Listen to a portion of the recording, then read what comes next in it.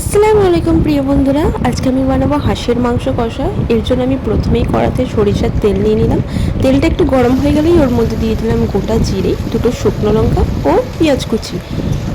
এবার পেঁয়াজটি বাদামি রং না হওয়া পর্যন্ত এটি নেড়ে ছেড়ে যেতে হবে। দেখতেই পাচ্ছেন বন্ধুরা, পেঁয়াজ কুচি বাদামি রং হয়ে গেছে। এরপরে এর মধ্যে দিলাম হাঁসের মাংসগুলি এবং তার সাথে দিয়ে দিলাম একটি টমেটো কুচি ও স্বাদ অনুসারে লবণ।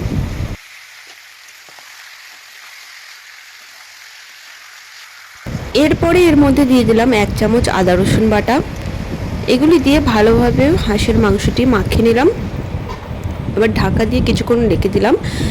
সামান্য পরিমাণ পানি দিয়ে আবার মাংসগুলি কষতে থাকবো। এবার মশলা দিয়ে দিলাম। প্রথমেই দিয়ে দিলাম হলুদ গুঁড়ো, ধনে গুঁড়ো, লঙ্কা গুঁড়ো। যেহেতু আমি প্রথমেই লবণ দিয়ে দিয়েছিলাম, তাই এখন আর লবণ দিলাম না। মশলাগুলি দেওয়া হয়ে গেছে, তাই এবার সামান্য পরিমাণ পানি দিয়ে মাংসগুলি এবার কষতে থাকলাম। এর মধ্যে দিয়ে দিলাম গরম মশলা বাটা, দিয়ে আবার ভালোভাবে মাংসগুলি কষতে থাকলাম।